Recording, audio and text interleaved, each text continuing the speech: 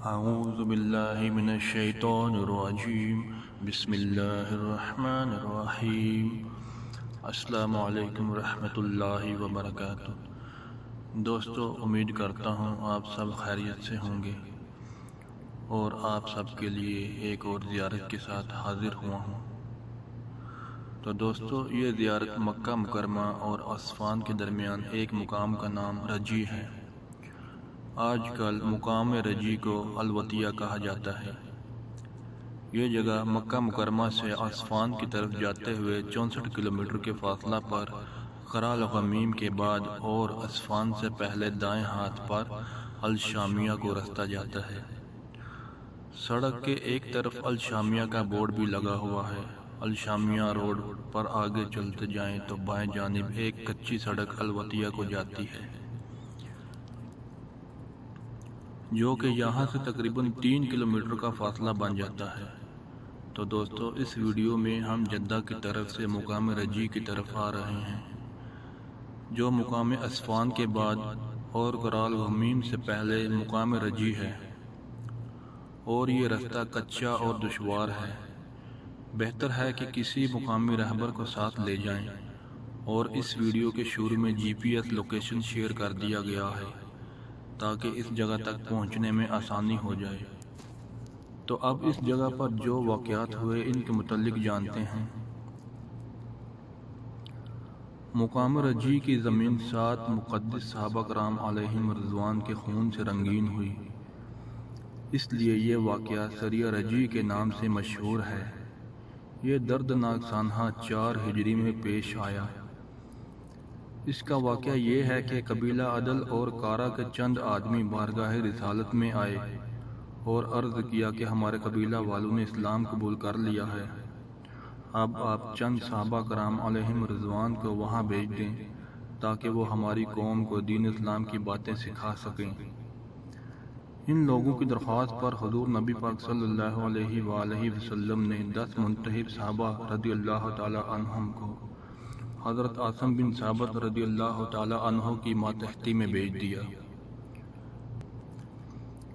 جب یہ مقدس قافلہ مقام رجی پر پہنچا تو غدار کفار نے بدعہدی کی اور قبیلہ بنو لحیان کے کافروں نے 200 کی تعداد میں جمع ہو کر ان 10 صحابہ کرام پر حملہ کر دیا۔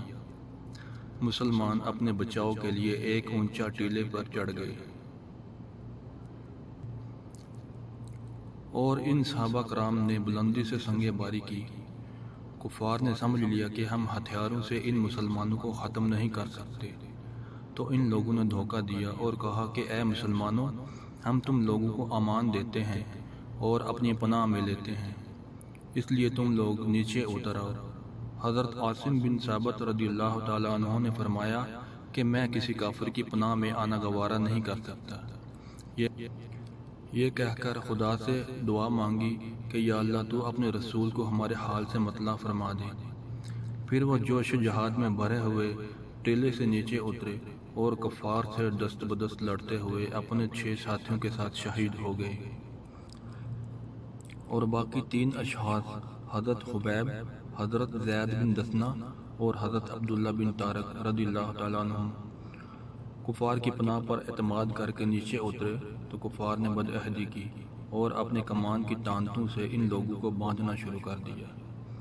یہ منظر دیکھ کر حضرت عبداللہ بن طارق رضی اللہ تعالی عنہ نے فرمایا کہ یہ تم لوگوں کی پہلی بدعہدی ہے اور میرے لیے اپنے ساتھیوں کی طرح شہید ہو جانا بہتر ہے۔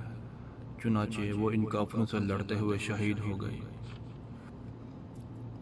لیکن حضرت خبیب اور حضرت زید بن دسنہ رضی اللہ تعالی عنہما کو کافروں نے باندھ دیا تھا، اس لیے یہ دونوں مجبور ہو گئے۔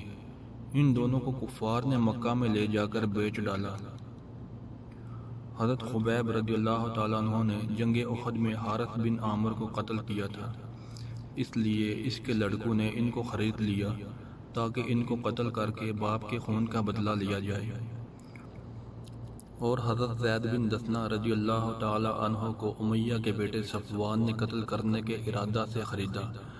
حضرت خبیب رضی اللہ تعالی عنہ کو کافروں نے چند دن قید میں رکھا، پھر حدود حرم سے باہر لے جا کر سولی پر چڑھا کر قتل کر دیا۔ دوستو اس مقام پر ایک اور واقعہ یہ ہے کہ اس مقام پر ایک گھڑا بھی موجود ہے جو بیر ناکا کے نام سے جانا جاتا ہے۔ اس میں ہر وقت پانی موجود رہتا ہے۔ اگر گھڑے کے قریب 1 یا 2 فٹ زمین کھودی جائے تو اس سے پانی نکل آتا ہے۔ اس علاقے میں دور دور تک کہیں بھی پانی آپ کو نظر نہیں آئے گا، مگر گھڑے میں سال کے 12 مہینے پانی رہتا ہے، اور یہ بات لوگوں کو حیران بھی کرتی ہے۔ دوستو اس کے بارے میں یہ بھی بات مشہور ہے کہ جب نبی کریم صلی اللہ علیہ وآلہ وسلم اور حضرت ابو بکر صدیق رضی اللہ تعالی عنہ مکہ سے مدینہ کی طرف ہجرت فرما رہے تھے تو آپ اونٹنیوں پہ سوار تھے۔ جب اس جگہ پہنچے تو آپ صلی اللہ علیہ وآلہ وسلم نے اپنے ہاتھ مبارک لگائے تو یہ پانی جاری ہو گیا۔ اس بیر ناکا کے بارے میں مزید تحقیقات جاری رکھیں گے۔ جوں ہی ہمیں اور مزید معلومات حاصل ہوں گی تو آپ لوگوں سے ضرور شیئر کی جائیں گی۔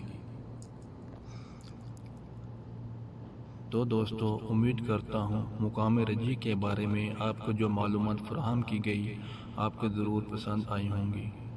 اللہ آپ کا اور ہم سب کا حامی و ناصر ہو۔